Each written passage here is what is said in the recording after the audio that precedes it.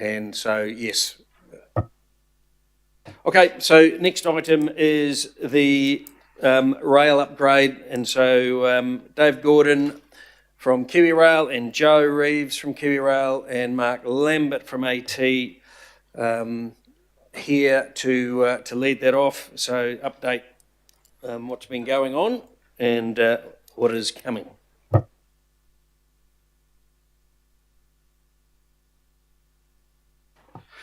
Thanks, Chair and Councillors. I'm going to skip through quite a number of the slides and really just get to four basic points.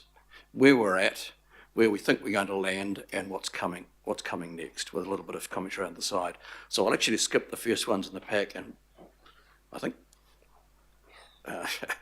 which one? All right. You had more success than me. No. Okay. So I've actually got to skip through this lot and really just get to where we're at and focus in on this slide, because I think this is the guts of the discussion. And I'll start with the bottom left corner, which shows current status after Easter. So we are 85% through the rail network rebuild, and that's 85% through the essential for City Rail Link. We're also about 30 to 35% through the desirable for City Rail Link. We're done in C9, in the station entry.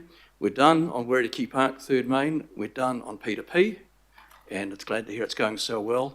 And although it shows 90% for the Western Power Feed for the last 2 days, this network has actually been running off one of the substations in the centre and the Western Power Feed. Turned it on, no one noticed, which is exactly what you hope for things like that. So I'm very satisfied that we've made progress.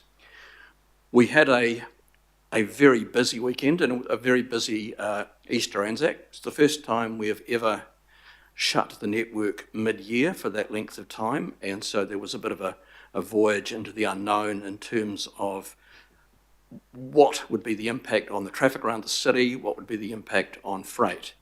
Now, we were helped by the fact that it was Easter and Anzac and the 3 days in between where the city was reasonably empty in terms of people going to work, and it's obviously school holidays.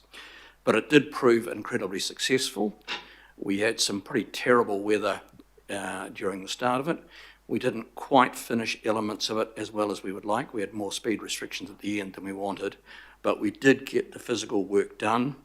We did manage to support the freight transport, and to the best of my knowledge, we managed through the city as well. I'll just move on to some of the impacts as to how it actually works. So that's the highlights.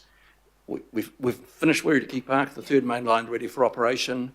Over that Easter break, we also commissioned Key Park signalling. We'd physically finished the work about 12 months before, but signalling resources are critical. Doing the final stages, 2.8 kilometres of that, 3.9 kilometres, etc., etc. Fitting turnouts at Henderson. It says there we started the testing of the Western Power Feed, and which is now in trial operation. We're chipping away at Drury and Parrata. We'll be out of the earthworks before it gets too wet, although last night won't have helped.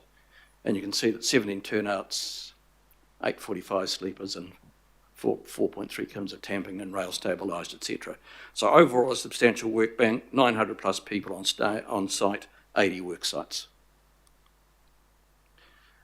So look, this is where we're at. You can see on the slide the ticks and the crosses. We're now very much at more ticks than crosses. It says Middlemore nearly complete. Well, that's now, the lift has got the final certificate, etc. You can see the Drury stations coming on.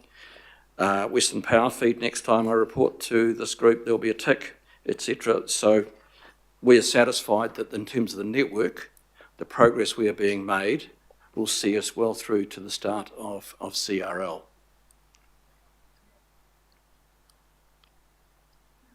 Let's talk a little bit about, because we've got another one of these shuts coming up, and that obviously creates issues for the transport around the city. We depending on the day, we're up to 55 trucks, and Auckland Ruakura 19 trucks, so that's 60 odd trucks trying to navigate their way around Nielsen Street, etc. Managed very well, and I think I really take my hat off to ATOC and Auckland Transport and the way they worked with the roading layout and with us to manage congestion. Did incredibly well. So 1,900 round trips, 1,900 trips, that's a lot of traffic on the road, and it will be tougher this in June, July, and rounded to the nearest tens, etc. So we didn't actually get full productivity with the trucks because the weather was pretty bad a number of days, but we did okay with the trucking operation. So talked about there, ATOC did an incredibly good job. They had monitoring on a number of sites. They changed the signals optimisation, etc. And Port Tauranga access managed to reduce the congestion. So overall, we were very satisfied with the closure, and the one coming up in June, July, it will be tougher, but it is the low part of our season. So we're confident we'll be able to handle the 2 weeks coming up. Do you want to talk about this?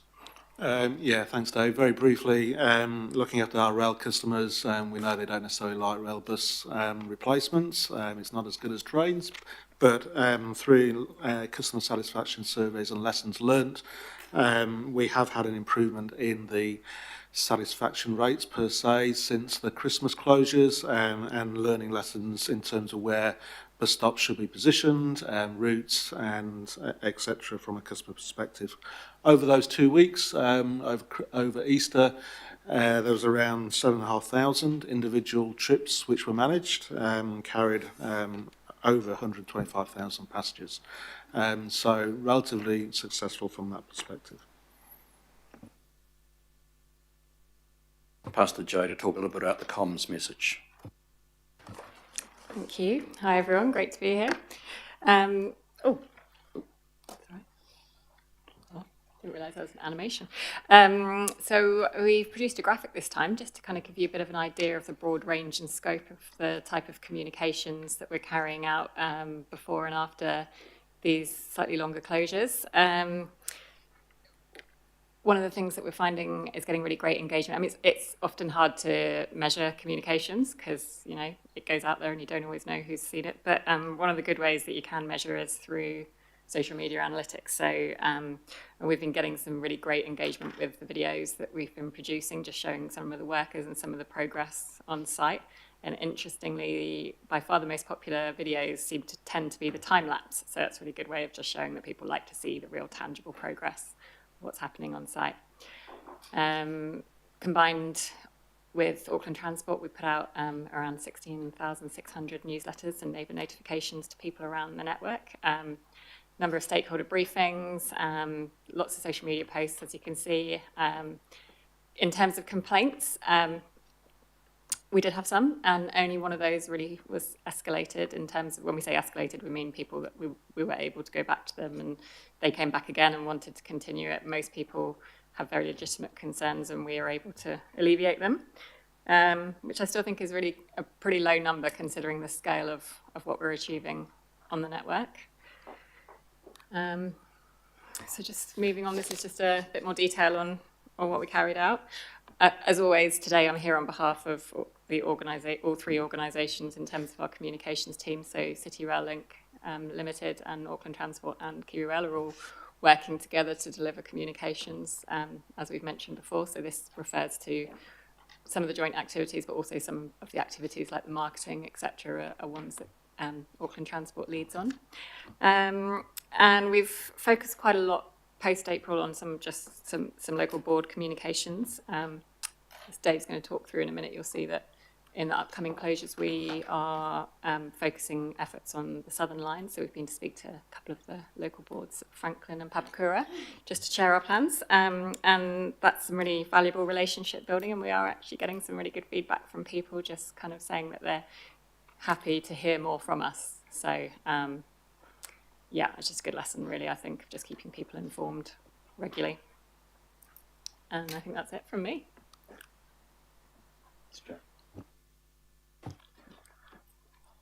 You can possibly ignore 95% of the detail on this slide, but as we requested and were supported by Mayor and Deputy Mayor and ministers, that we have got approval for a series of rail closures. At the time that approval was given, it was on the presumption it was 100% closure.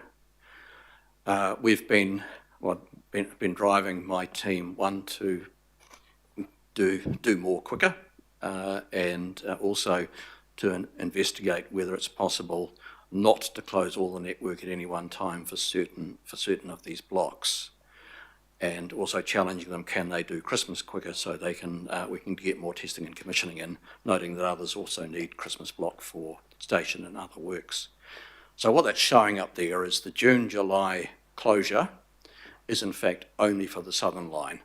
Previously it was for the entire network. You can see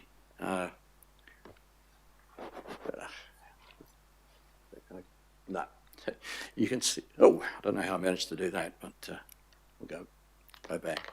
So the red is where we are working. So the southern line, which we've always said is the line with the most work to do and the most challenge, and we have got one line closed between Henderson and Swanson. You can see the red through there, so trains will be able to run on the other line, but the rest of the network will be open over the June-July school holiday block. So Auckland Transport AOR can get their trains out from their depot, which is down by Manukau. They can run all the way through there.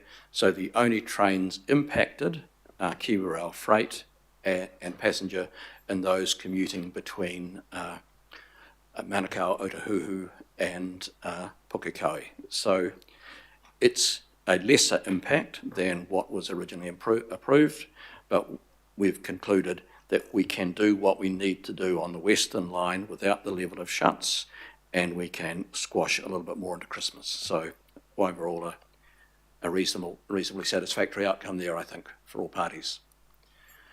There's a wee bit of a change in there, so we'll start to be able to run on one line to the south in the last couple of days of the block line. But effectively, train services everywhere other than to the south over June-July school holidays. This is where we hope to be at the end of June-July, the rail network rebuild.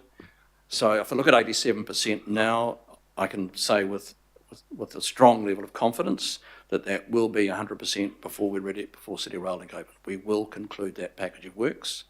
My focus has now changed from the essential works to saying what else can we get done while we have the disruption happening to minimise future disruptions, which we've been doing all the way along.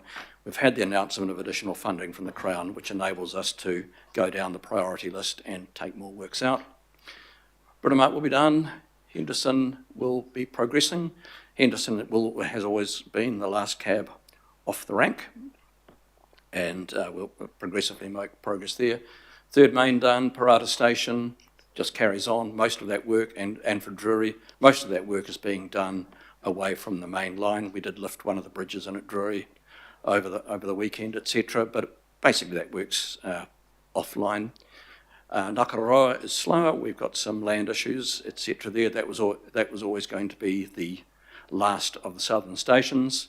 Showing Western Power Feed will be at 100%, and P2P, excluding the substation, which is not necessary for its operation, has been shown by the fact that it's operating, will be complete by that. P2P will be complete substations in 2028, and the Ring and Resilience works similarly will be done through that time. There are 3 jobs that potentially drift beyond City Rail Link opening, and that is in the 3 crossovers. We've got the civil works in, we've got the ducting in, we've got the foundations in for the poles, etc. But we do have to commission the signalling, and that, depending on the opening of City Rail Link, may be before and after. It's not necessary for the day one operations, but it is necessary for more efficient maintenance to ensure that services aren't disrupted when we do nightly maintenance. And that's over to questions. Thank you, Chair. Thank you, team. Someone like to move? Thank you, Chris. Seconder. Thank you, Greg. Okay, questions. Desley. Thank you. I'm sure you know what question I'm going to ask you, so you'll be prepared for this. Where are you on the screeching trains? Because they're still screeching, and they're causing my constituents and others a lot of grief. Yep. Okay, thanks. So during the Easter closure, we did some work on the bridge that runs across the basin, where we put some more fixtures and fittings in. Some of the noise surveying that we'd done before the Easter closure showed that that was a kind of hotspot for noise. So we did some work there, and while we were doing some work there, we identified that there was some more noise coming from the steel walkway that runs alongside the bridge that is used for maintenance. So we have ordered another bridge that we'll be hopefully putting in. We just need to time it with one of the longer closures because obviously it's quite a big job.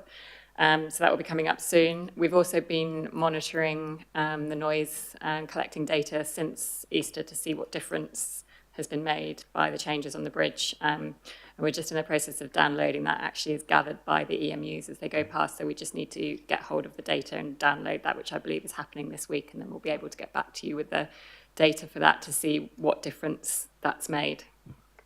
So follow up, if I may, just quickly. So do you think that steel bridge replacement will happen during the next closure? Or can it happen while the trains are still operating? It will need to happen while the trains are That's not fantastic. running. Yeah. Thank you. Thank you. Daniel, online.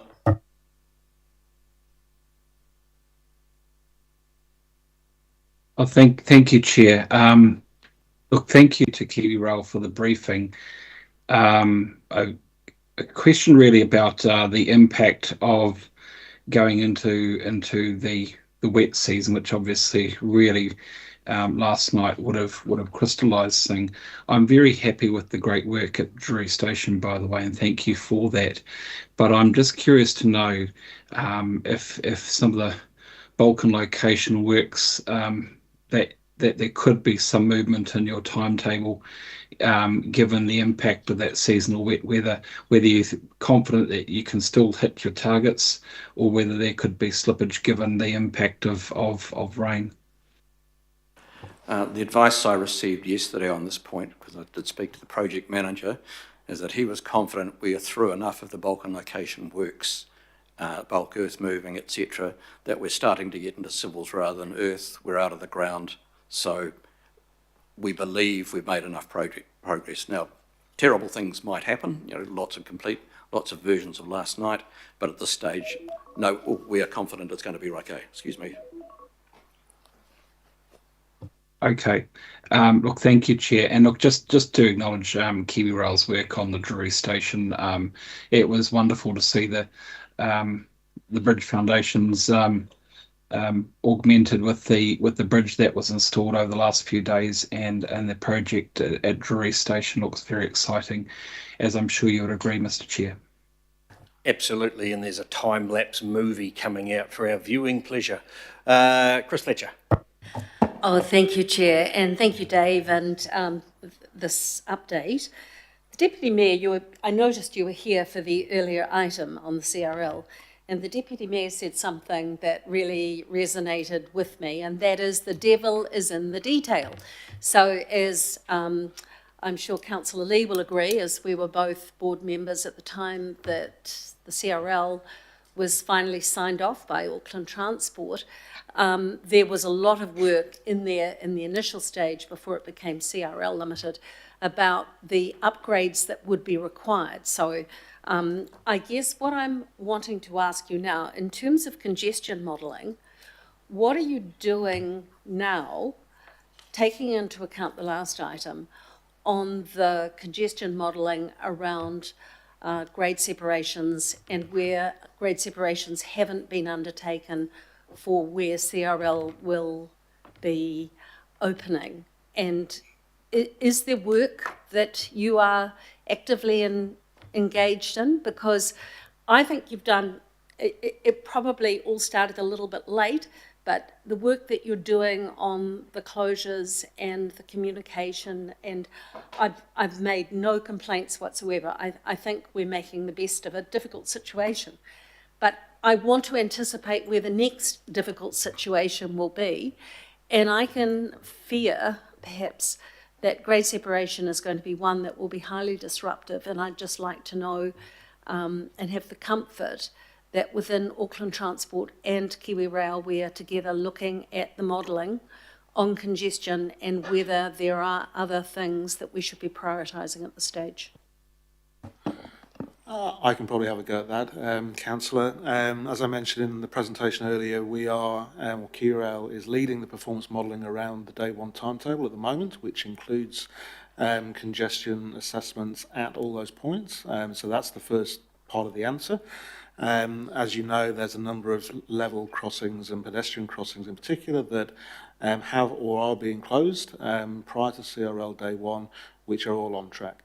The grade separation of the crossings post day one is a programme of work which, again, we probably need to bring an updated briefing to this group on, and that is being linked into upgrades of the timetable and frequency of services over the next 5 to 10 years. So the answer to your question is at the moment, yes, and we've just completed across all agencies the required risk assessments for congestion at those level crossings as part of the timetable work as well for day one, which are now going through individual QRL, AT approval processes. And those will be built into the safety case submissions to the regulator for the day one timetable as well.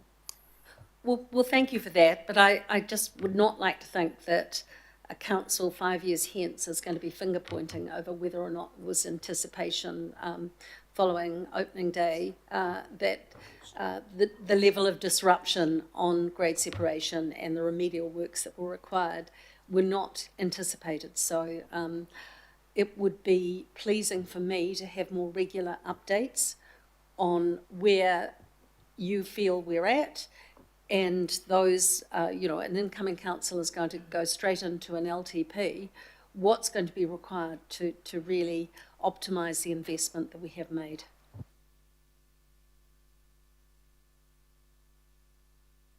Certainly we can bring those updated presentations back in the future, particularly around the level crossing programme moving forward. Thank you. Greg. Yeah, Andy, can I just direct this through you, just make sure it's appropriate for the officers right here, and that's because there's a public meeting out in Kimu on Saturday organised by the Public Users Transport Association around trains to Huapai. So I'm just wondering, beyond the schematics that we've seen today, what is the current thinking around any extension out the northwest through to potentially Kimu Huapai? Can I ask that question of them? Oh, look, it's outside this, but Dave has given me the thumbs up, so he's all good. Yes, look, I can. We prepared a report last year on what we considered to be the likely civil engineering costs associated with putting a permanent train in the thing as opposed to just a temporary trial. I gave an answer at a public question literally on Saturday at another forum about this, and I'm going to be candid. Between now and City Rail Link bedding in, Kiwi Rail will not be putting effort into something to Kimu. We've got to swallow what we've got before we nail the next thing. We have no objection to it happening in the future, but we are resourced to a level. This is the biggest, as everyone said, this is the biggest project in Auckland. All our resources are devoted in Auckland to ensuring that happens. We can then move on to looking at expansions of the network, but let's get the thing we've got working perfectly first. Thank you. Shane. Thank you, Chair. Just picking up on your quote about Henderson being the last cab off the rank, as someone that represents the area, could you tell me a lot more about the progress here? Because we're at 60% on that slide. We've got stations that are brand new in greenfields that are not really serving the catchment population that Henderson is, that has the same level of progress. So can you tell me what's happening? The 60%, if I can go back a bit.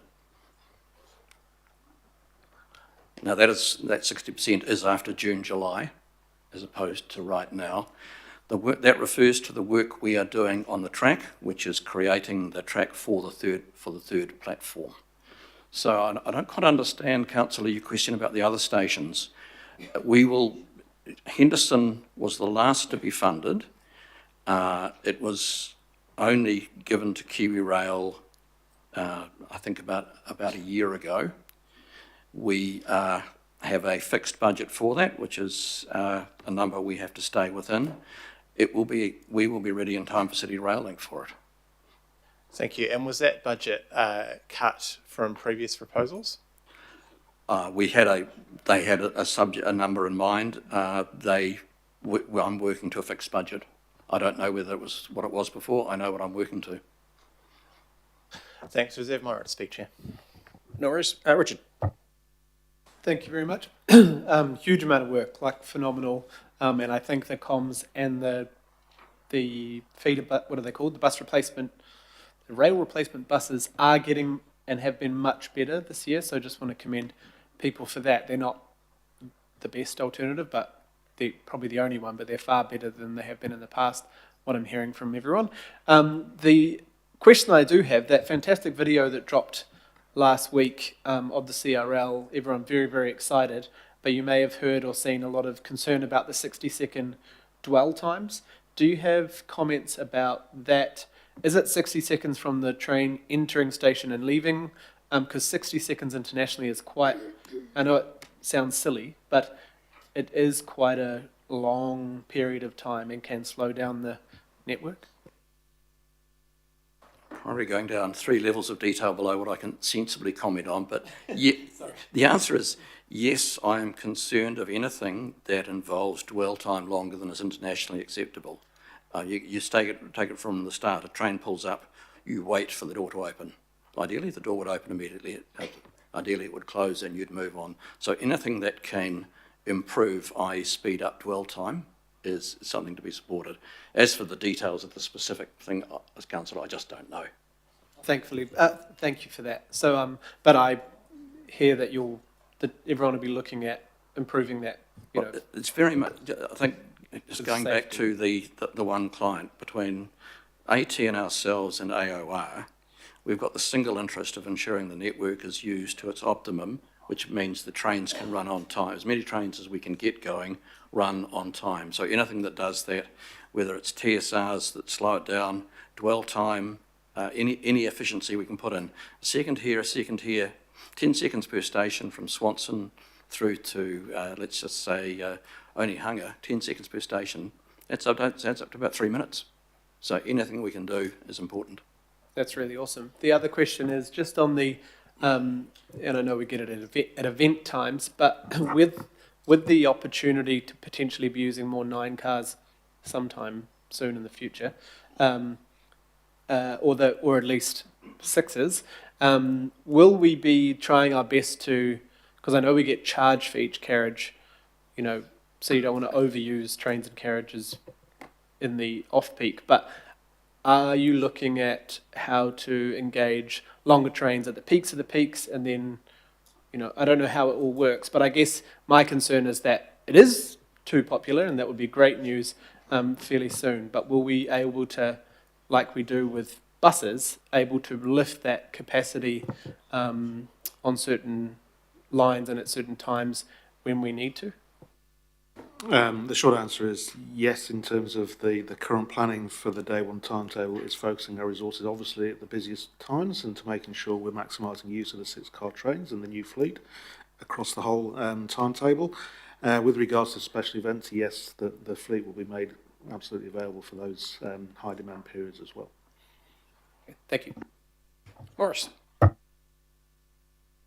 Thanks, Chair. A couple of small questions, really very brief. One of the best kept secrets in Auckland is that I'm quite a heavy user of the Eastern train line, use it regularly. And I get asked questions by some of the commuters, and one of the questions that keeps coming at me is, you closed this line for nearly a year, from March of 23 through to January of 24, 298 days, 43 weeks. And people say, because you kept telling us, oh, there's a whole lot of work that needs to be done on the Eastern line, and it's got to be brought up to standard. And I think that was an answer that many people were literally prepared to accept. What I'm copping now is, why the hell was it closed for all that length of time, and now we've got more closures, sporadically, every now and then. And I just need an answer for them. They want to know, why was it not all done in the one hit? I'll give you the straight answer is some of it wasn't done in the one hit because we didn't have funding to do what we wanted to, and that's particularly Parewa Tunnel. We had to leave Parewa behind, didn't want to, but didn't have the money. The majority of other closures are simply because the rest of the network is closed and it can't exist as an island. If I can, let's go back a couple maybe. So, What we're saying over June, July, and that will be the same for September school holidays, it's green. It's done, it's green, it's going to be open for those periods. We're only closing those parts of the line now that are essential to do. So we'll be doing more out west and more to the south. Those lines are done, but there will be occasions when it's closed because nobody can get the train to it from the EMU depot, because that's where the power will be off through there. So. Okay, but Eastern Line from St Wairemata Station right through to, I don't know, to say Middlemore Hospital, that line was the one that was closed and is not really related to other lines. Why, after 298 days of it being closed for fixture? It's just that there is a bit of grumpiness from the public that we thought we'd put up with this huge amount of time closure, and now we're getting these extra bits. I wonder, Councillor, I can do it live, but I'd actually like to write to you and actually give you a proper brief that says this is why, this is when. That'd be great. I'd love it. The second question is to do with my Ebenezer Scrooge attitude to the world, and that is trying to make sure we're not spending money on things that we shouldn't be. The track access fee that Kiwi Rail charges Auckland Transport for the operation of it, do they get no access fee if the line is not running? Do you do from this day to that day, 298 days, your annual fee was, so we're going to give you a reduction of 298 of 365? I think Councillor Dees expressed the response. No, there is no way any network operates like that. Any network associated with rail operates like that. We provide a network. It has to be taken out for maintenance. You don't provide a network. It is part. Well, No, the facts would suggest otherwise, Councillor. When Kiwi Rail runs a network, we provide a network. The trains operate on that network. They pay for maintenance. We have shuts. Once CRL is open, we are changing our maintenance strategy entirely. So we actually maintain single line only. So if we are maintaining in an area on a cyclic basis over a 13-week cycle, only one track will be closed, and that will be likely from 10 o'clock in the evening till 4 in the morning. So just to get it clear, so for the 298 days, the Eastern Line, just picking that one because I know it, was closed, AT still had to pay a track access fee for that? They paid a track access fee for across the whole network, yes. Regardless, okay, thank you. Thanks, Morris. Ken? Thank you. Just on the back of Councillor Henderson's last quick questions and my comments in the last item, the Henderson last track off car, last cab off the rank, the Henderson station being at the very end of everything, had $40 million engineered out or taken away from the budget, which I understand was about a third. Was that engineered out before you got your hands on the job, or did you guys engineer it out? I'm confident we had a role in engineering some of the costs out. We had a budget to fit, and we had to take out we had to leave what was absolutely essential and sometimes leave behind what's desirable. If I'm going to be challenged on efficient costs, then part of my role is to ensure that the costs are spent on the things that are most important rather than those things that are desirable. Would I be right to say that that's the complete contrast principle of how it was worked compared to in the CBD, where all the stations seem to be cathedrals of excessive spending? Look, I can't. That comment about cathedrals of spending, I'll leave that to you to make. Henderson, I believe, is being developed appropriately for the scale of operation that is Henderson. I think if I look at Pukekohe, it's an equivalent type station. It's right. It's not everything we wanted to do. Quite right. But we didn't have all the budget. You do what you do with the cash you've got. Okay, so with all due respect, and I just, for your question, I've been brought to this late because people have reached out and said, including Tātaki and others, we've lost this overbridge and we've lost this channel to the other side, this natural desire line to the other side of the track. We're too late to rethink that, are we? We're too late. Look, anything can be retrofitted if council wants to put up the money to do the retrofit after this development, but we can't do it now. There is an overbridge, an old one that's kind of out of place because it's too far down the track now, which does have quite a decent sized budget sitting with it for maintenance. is there no chance of working something where we get that overbridge closer to the more desirable place? Not this side of construction. Again, if it is something that Auckland Council or councillors see as appropriate, yeah, it's something we'll look at, but it's not funded. I don't have the dollars. Okay, so just last question, thank you. So there is an area there that's going to be affected, which at the moment has got containers all stacked on it, Yep. which is the area that an overbridge would probably go into if it was able to be built. Will our engineering design of that area prohibit further development of overbridge in the future? No, it won't. We've done the design so it can grow in future. Thank you. And so we can look at that through the RLTP process in terms of future funding. Karen. I'm just coming back to the question about actually Avondale South Down Line. I know that hasn't been brought up and there's still going to be lots of consultation that's going to happen on that. But what would the time frame be if the consultation does go well for that to go ahead? It would be, at the earliest, I would say, in the mid-2030s.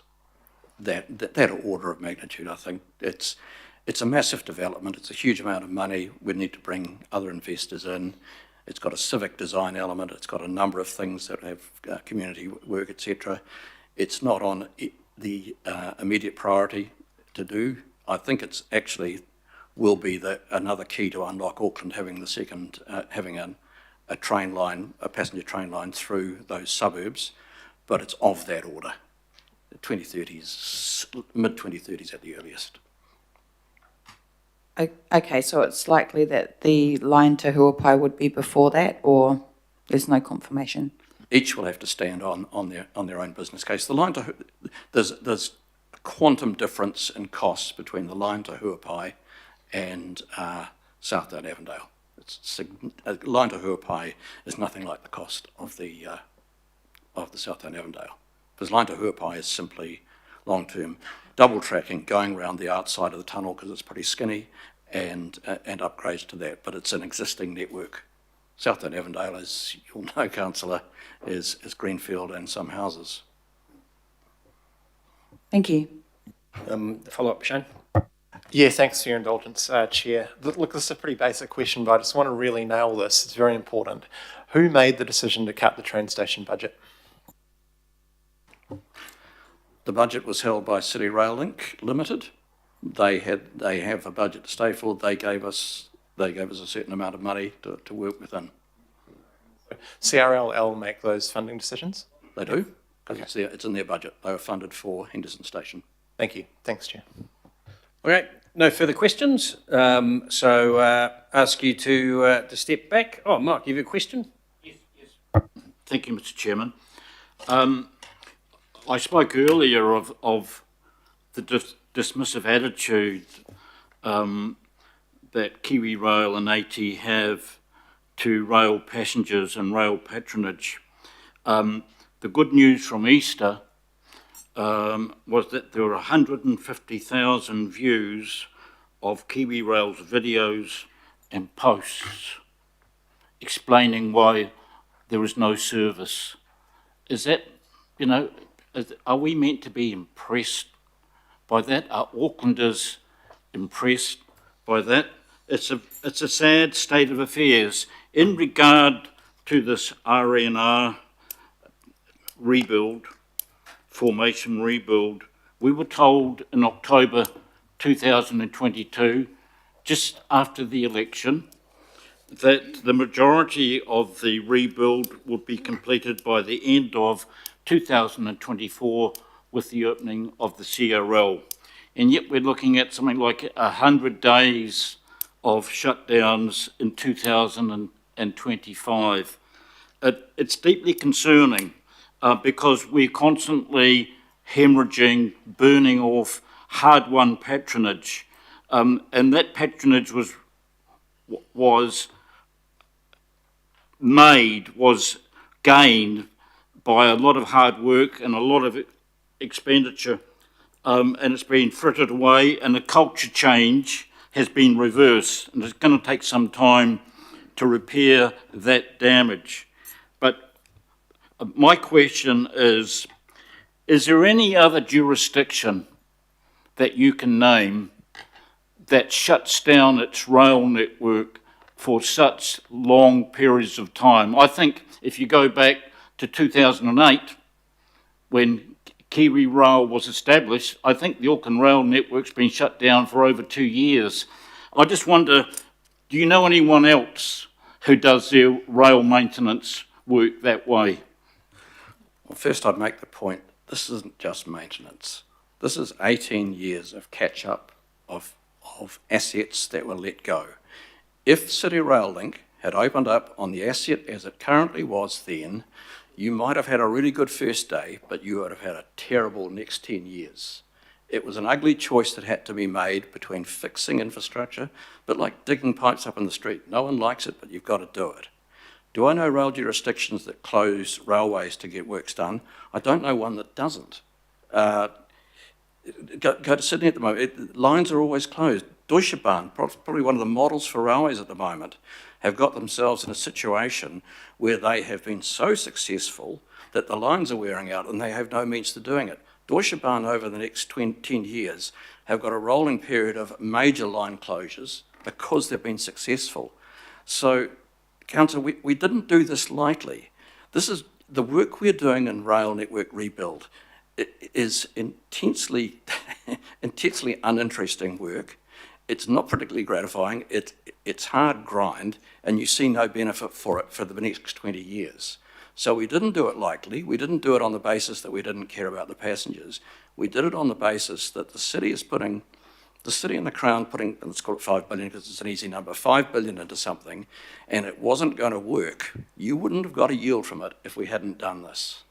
So I'm pretty robust in my defence of it. I know it's had impacts, but it's like a surgery. Sometimes you just got to do it. Just ask a supplementary, just in response to that, before I do, no one questions, and the need for this project was actually signalled in 2015, so no one questions the need for it.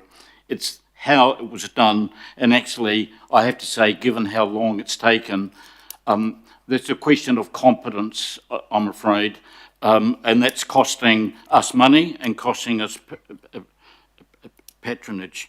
In terms of the network, in your response to Councillor Williamson, that regardless if the rail network in Auckland is not functional, not operating, not usable, you still put your price, you don't give any discount. In fact, you put your access charges up.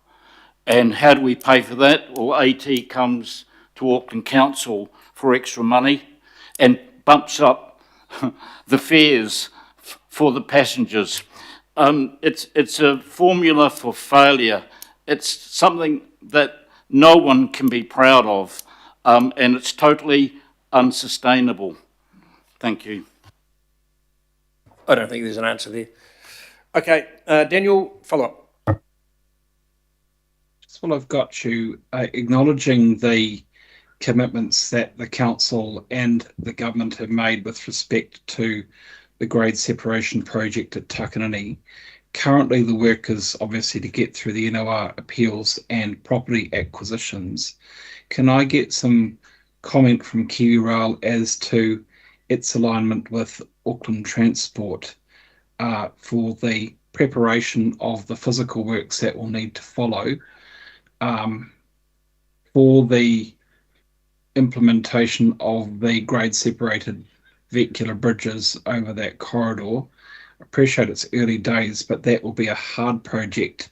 And I just want to get a sense that in terms of access and work, that Kiwi Rail and Auckland Transport are fully in alignment, because we will need to get, once we have all those properties acquired, we will need to get on with that work and get those bridges. Admittedly, there are some years in which we have to do that, but actually that time will pass quite quickly. Can you comment? Yes, I can. We have a project manager embedded in the Auckland Transport team to ensure that alignment happens. There are some areas at the moment where we have differences of view and approach and design. You would expect it at this stage, but it is something that's being managed appropriately at officer level. We are as keen as Auckland Transport to get the grade separation in. For most jurisdictions, these do become primarily a roading project, with rail being I guess, the casualty. Our view is that we would like to look at this being worked so we could keep one line open whilst running. We've got challenges coming up over Christmas for this work, but we want it to happen, and we know it's part of creating a better transport network as a whole. Okay, look, thank you. I just really want to make sure, because obviously, you know, we're parking these bridges over the space above the lines, and that's going to take time. And I want to ensure that there is a way in which your project managers can reconcile with Auckland Transport around any views and differences to ensure that we don't get unnecessary slippage on that project. But I'll take you at your word for that and reserve my right to speak, Chair. Thank you. Okay, no further questions, so ask you to step back. Thank you, everyone, and thanks, Dave, for your forthright responses. Well done. Okay, any discussion, debate? Shane. Yeah, thanks. Just sort of raising to my colleagues' attention the plight of Henderson Station. We had to scrap so hard to even get funding in the first place, and to find out without sort of specific advisement that we'd been downgraded, as I've since been advised, and when our funding's got cut. It's just, as a West Aucklander, quite galling to hear last in the queue, last to be funded, lagging behind stations that are not even serving large catchment populations yet. This is really tough to take, despite the benefits coming to West Auckland, and through all the pain they're going to get. Through all the pain West Auckland residents are going to get, they're going to end up with a station that has been improved for operational regions, not really an improvement, because the passenger experience will be exactly the same. That's not good. That's a lost opportunity. And we're investing, and we talk about capitalising on the CRL and what we can do in places like Aotearoa, and we should be doing things like that. We should be building communities for the CRL, all that good stuff. Capitalising on the CRL means places like Henderson as well. We have Te Puna Creative Quarter, which is one of the most important investments in local jobs that our community in West Auckland has ever had, and it's on the wrong side of the rail line, and it desperately needs attention and funding so that people can get across through bridges and things like that, and yet our funding is cut. That's horrible. It's tough to take. So we can get back here, and I really support Councillor Turner's questions as well. It's good to be joined together as West Auckland councillors on this, that we do need to push for more investment, and that does need to come in a future conversation, because we're leaving opportunity on the table. We are leaving huge growth in GDP and economic opportunities on the table by not doing anything and by actually cutting funding to places like Henderson. Thank you, Chair. Mr. Chair, can I just support that? Thank you. Here. Okay, Daniel.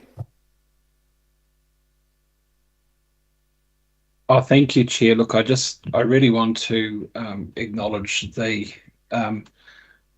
people who are working on the ground at Drury, both with respect to the station, but also the bulk and location works for the new park and ride at Flanagan Road. I think that the work has been quite extraordinary. It is substantial. It is additive. And it was great to see that the bridge installed on the tower platforms the other day.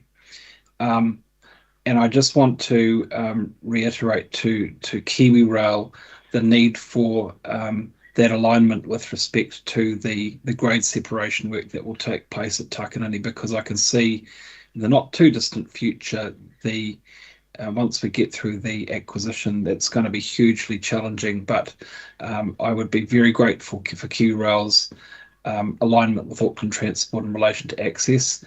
And finally, Chair, what's going to be necessary if there is the need to if we're going to have to go through an LTP where the cost of some of that work changes, and that requires a renegotiation with central government, I would like the earliest possible information about that, because we have put a lot of money up for some of these big projects, and it's hard to see how some of them will take place without some slippage on cost.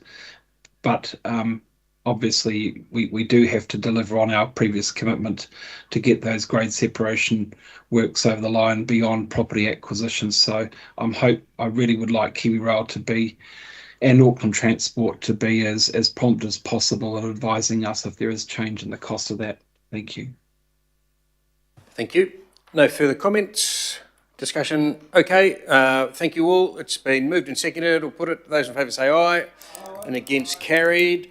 Thank you. So what we'll do now is we will break for lunch, come back at 1:05, and at which point we can dive donkey deep into the AT update, and then deal with our confidential item after that. So enjoy lunch, and we'll see you back here 1:05 on the dot.